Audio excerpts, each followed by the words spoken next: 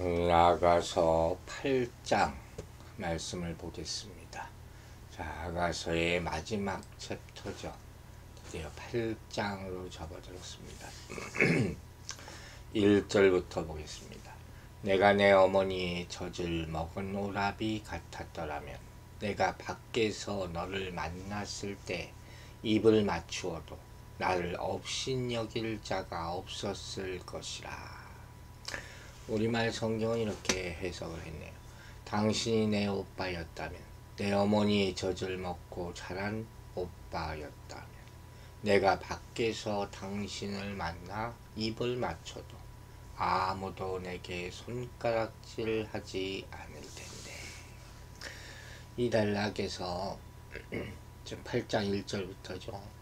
여자는 공적인 장소에서도 연인에 대한 사랑을 자유롭게 표현하기를 원하고 있습니다. 남자가 자신의 친오라비였다면 공적인 장소에서 입맞춤을 해도 사람들이 멸시하지 않았을 것이다. 이렇게 말하는 거예요. 사람들의 시선을 의식하지 않고 둘만의 친밀감을 자유롭게 지금 표현하고 싶은 그런 표현이라고 할 수 있죠. 입맞춤이라는 것은 애정 표시죠. 그래서 조금 우아해할 수도 있죠. 어쨌든 술람미 여인과 솔로몬의 관계로 돌아 생각해 본다면 그가 밖에서 그녀를 만나서 입을 맞춰도 그를 업신여길 자가 없었을 것이다. 자, 이게 무슨 의미겠습니까? 당시에는 여동생이 오빠에게 반갑게 입을 맞추는 것이 별로 뭐 이상하지 않게 여겼던 것을 이렇게 보는 사람들도 있고, 중요한 말은 여기 나오는 젖을 먹었다 하는 것이죠. 내 어머니의 젖을 먹은 오라비. 같은 어머니의 젖을 먹었다는 건 아니에요. 진짜 형제죠. 즉 이 말은 어머니가 다른 배다른 형제가 아니라는 말이에요. 옛날에 남자들은 여러 명 아내를 뒀잖아요. 그래서 많은 형제 자매가 아버지는 같지만 어머니는 다를 수 있단 말이에요. 성경에도 뭐 그런 얘기가 많이 나오니까 구약을 보면. 어쨌든 신부가 신랑을 이렇게 표현하는 것을 보면 신랑과의 친밀한 사랑의 교제를 원하는 그런 마음을 나타낸다고 할 수 있죠. 실상 술람미 여자는 정말로 시골 처녀잖아요. 솔로몬은 한 나라의 왕이고, 이렇게 본다면 술람미 여인이 감히 왕인 솔로몬을 접근해서 입을 맞추는 것은 사실 상상도 할 수 없는 일이거든요. 만일 그렇다면 사람들은 그녀를 자기 처지와 분수를 모르는 여자라고 비웃을 수도 있다 하는 그런 거죠. 그래서 여기 내 어미의 젖을 먹은 오라비 같았으면 좋았겠다 이런 표현을 쓰는 거예요. 그래서 사랑하는 신랑에게 자유로이 가서 교제할 수 있기를 사모하는 그런 마음을 나타내고 있습니다. 우리도 마찬가지예요. 예수 그리스도는 존귀하신 분이죠. 하나님의 아들이시고 영광의 주님이시고, 우리는 비천한 인생이고 죄인이에요. 우리 모습만 보면 우리 같은 죄인이 어찌 감히 주님과 교제할 수 있고 주의 사랑을 입을 수가 있겠습니까? 하지만 감사하게도 주께서는 우리를 형제라고까지 불러주시고 우리와 친근히 교제하기를 원하시는 것이에요. 그러므로 우리는 이 사실을 깨닫고 더욱더 감사하며 더 담대하게 주님께 나아가야 은혜의 보좌 앞으로 나아가는 것을 기쁨으로 여겨야 할 것입니다. 자, 2절 보겠습니다. 내가 너를 이끌어 내 어머니 집에 들이고 내게서 교훈을 받았으리라. 나는 향기로운 술, 곧 석류 즙으로 네게 마시게 하겠고. 우리말 성경은 이렇게 나와 있어요. 내가 당신을 이끌어 나를 가르치신 내 어머니 집으로 모셔올 텐데 내가 향기로운 포도주를 내 석류주를 당신께 드릴 텐데. 이 표현은 3장 4절과 아주 유사하죠. 즉 여자는 남자를 자신의 어머니의 방으로 데려가서 그곳에서 향기로운 술, 곧 석류즙을 주겠다 이렇게 말합니다. 영어 성경을 전반부를 다시 보니까 킹 제임스나 NASB나 이런 성경을 보면 어떻게 해석되어 있냐면 내가 너를 이끌어 나를 교훈한 내 어미 집에 들었으리라 이렇게 나와 있어요. 이 참 야가서는 여러 가지 해석을 볼 필요가 있어요.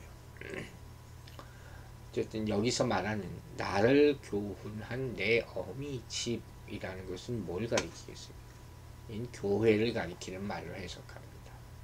갈라디아서 4장 26절을 보면 위에 있는 예루살렘은 자유자니 곧 우리 어머니라 했거든요. 교회는 성도들의 어머니와 같아서 성도들을 교훈하고 또 양육하는 곳이 되지 않습니까? 이 신부는 신랑을 이끌어서 그를 교훈한 어머니 집과 같은 교회 안으로 가기를 원한다는 그런 상징적인 의미를 가지고 있다는 거예요. 우리가 알다시피 하나님의 주된 관심은 오로지 교회입니다. 세상에 복잡한 많은 일이 있어도 주님의 마음과 주님의 눈길은 무엇보다 교회에 있는 거예요. 교회 안에서 교회를 통해서 섬김을 받으시고 영광을 받으시기를 원하고 계십니다. 신부는 그의 어미의 집에서 석류즙으로 만든 향기로운 술로 신랑에게 마셔올 것이다 이렇게 말하고 있어요. 석류즙으로 만든 향기로운 술이라는 것은 가장 좋은 거죠. 그가 만들 수 있는 가장 좋은 음료, 이걸 의미하는 거예요. 즉 이것은 그의 최선의 봉사와 섬김이 가장 충성되게 섬기는 모습. 여러분, 어떤 사람들은 귀한 손님이 오면 어떻게 합니까? 가장 좋은 음식을 내죠. 당시에는 포도주를 대접하고 거기 향료를 섞기까지 했다고 합니다. 이 신부는 자신의 최고를 그분께 드리기를 원하면서 기도하고 있는 거예요. 최고의 손님을 모시듯이 그분을 섬기고 그분의 모든 소망을 돌보기를 약속하는 그런 모습이죠. 여기서 내 석류즙은 그녀가 내적 삶에서 경험한 달콤한 은혜를 뜻하는 그런 말이에요. 하나님께서는 우리에게 너는 마음을 다하고 성품을 다하고 힘을 다하며 내 하나님 여호와를 사랑하라고 말씀하셨어요. 신명기 6장 말씀이죠. 하나님은 우리에게 가장 좋은 것으로 섬김을 받으시기에 합당하신 분임을 잊지 마시기 바랍니다. 하나님이 어떤 분이시고 그가 죄인인 우리를 위하여 어떤 은혜와 사랑을 베푸셨는가, 이것을 깨닫는 자마다 그분에게 가장 귀한 것을 드리려 하게 될 것이에요. 주 예수님의 귀한 인격과 사랑을 깨달은 마리아는 어떻게 했습니까? 지극히 비싼 향유, 순전한 나드 한 근이라고 표현되어 있죠. 이걸 가져다가 그분의 발에 붓고 자기의 머리털로 그분의 발을 씻었다고 요한복음 12장에 나오고 있습니다. 그 향유 가격이 300데나리온이나 나가는 것이죠. 우리는 주님께 우리의 가장 좋은 것, 가장 귀한 것을 드려야 합니다. 우리 최선의 정성과 사랑으로 주님을 섬기며 주의 일에 힘쓰게 되기를 기도합니다. 이제 3절 말씀 보겠습니다. 너는 왼팔로는 내 머리를 고이고 오른손으로는 나를 안았으리라. 우리말 성경은 이렇게 표현합니다. 그가 왼팔에 나를 눕혀 내 머리를 안으시고 오른팔로 나를 감싸 안아 주시네요. 3절은 2장 6절 말씀과 또 동일하죠. 여기서 손이라는 것은 뭘 의미하겠죠? 주의 사랑, 배려, 보호, 이걸 의미를 하는 거예요. 보통 왼손, 오른손도 여러 가지로 해석을 합니다. 왼손은 약한 손, 오른손은 좀 힘 있는 손, 이렇게 해석하는 사람들도 있어요. 어쨌든 하나님께서는 이 교회를 위하여 은밀하게 섭리하기도 하시고 드러나게 섭리하기도 하시는 것. 이게 바로 왼손 오른손의 보호함이 조금씩 틀리다 하는 그런 상징적인 의미랍니다. 그래서 어쨌든 성도들은 주의 사랑과 또 섭리의 손길 속에서 평안을 누리며 보호함을 받는다. 그러니까 이 하나님의 손이라는 것을 우리는 여러분 평상시 의식을 못 하잖아요. 우리 기도가 하나님의 손을 움직이게 하는 거예요. 주일날 우리 스데반을 죽이게 만든 유대 지도자들이 귀를 막았다 했잖아요. 안 듣겠다. 하나님의 손의 역사를 가로막는 거예요. 이게 얼마나 중요한 의미를 가지고 있는지 몰라요. 그래서 하나님의 왼손은 우리의 육신의 눈으로 볼 수 없는 하나님의 역사다. 이렇게들 해석을 합니다. 그녀의 머리 돼 있어서 시야에서 벗어난 것. 그게 바로 왼손이라는 거예요. 우리 눈에는 보이지 않아요. 우리를 위해서 우리가 볼 수 없는, 알지 못하는 일을 많이 행하시지 않습니까? 매일마다 우리가 큰 사고 없이 살 수 없는 있는 것, 이게 다 하나님의 손길 때문이죠. 그분은 우리를 축복하시고 우리를 보호하시고 우리에게 공급하시기 위해서 많은 것을 감추어 두셨다가 풀어놓으시지 않습니까? 또 우리가 알지 못하는 어려움에서 우리를 구원하시는 것. 하나님이 왼손이 하는 일이에요. 하나님의 오른손은 그것은 뭡니까? 눈에 보이고 알 수 있는 하나님의 역사다. 이렇게 구분돼서 또 해석들을 합니다.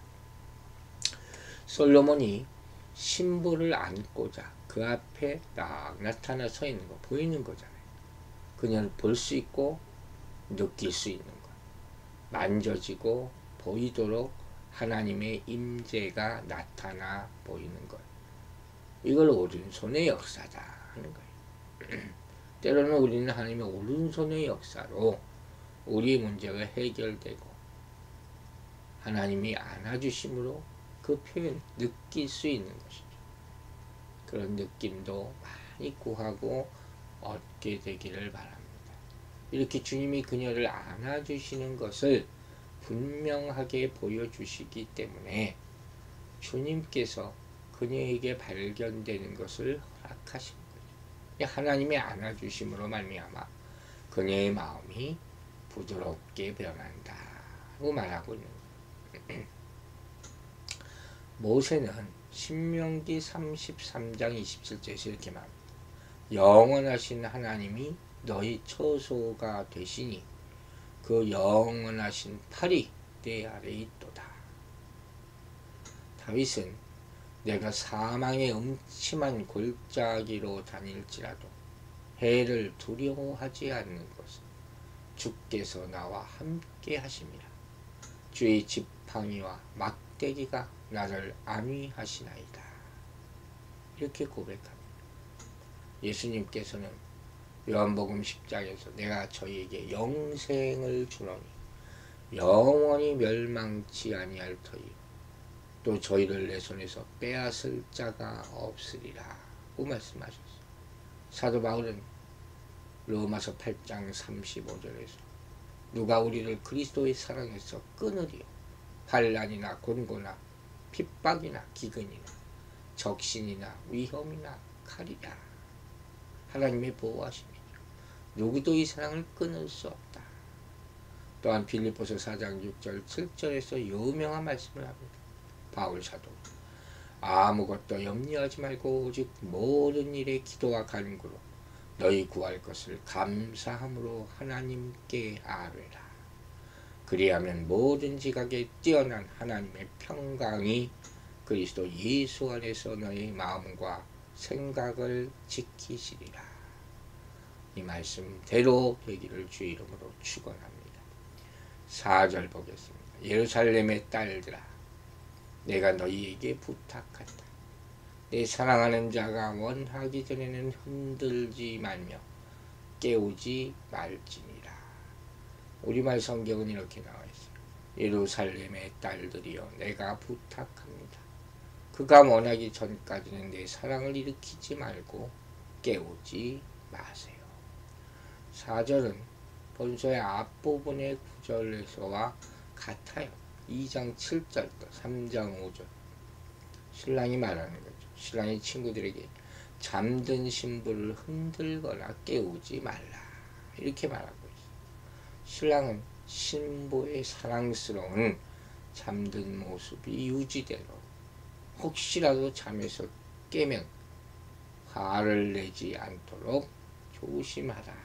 이렇게 당부하고 있는 것이 여러분 우리는 주께서 능력과 사랑의 손으로 교회와 성도들을 항상 지키시고 품으시고 평강의 길로 인도하심을 항상 믿고 의지해야 할 줄로 믿습니다.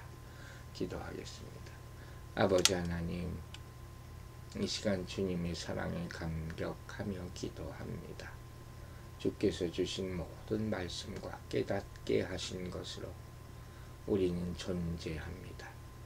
주님이 가장 좋은 것으로 우리에게 내려주셨음을 믿고 우리도 가장 귀한 것을 드리기를 원하오니 알게 하여 주시고 순종하게 하여 주시고 자유하게 하여 주시옵소서. 주님의 손길을 느끼며 기도하게 하여 주시고 살게 하여 주시옵소서. 보이게 또 보이지 않게 우리를 보호하시고 축복하시며 인도하시는 그 사랑의 주님 가운데 오늘 하루도 살게 하시며 다른 이들은 알지 못하고 보지 못한다 할지라도 나는 믿음의 눈으로 그분을 보고 믿음의 소리로 그분의 음성을 듣고 그 귀를 통하여 눈을 통하여 주와 대화할 수 있는 하루가 되게 하여 주시옵소서. 세상의 일을 세상의 것으로 이기려 하지 말게 하여 주시고 신령한 지혜로 이기고 인내하며 싸워 승리하는 하루가 될 수 있도록 축복하여 주시옵소서. 오로지 주님의 말씀만이 우리 모두에게 큰 복이 되기를 원하오며 예수 그리스도의 이름으로 기도했습니다. 아멘.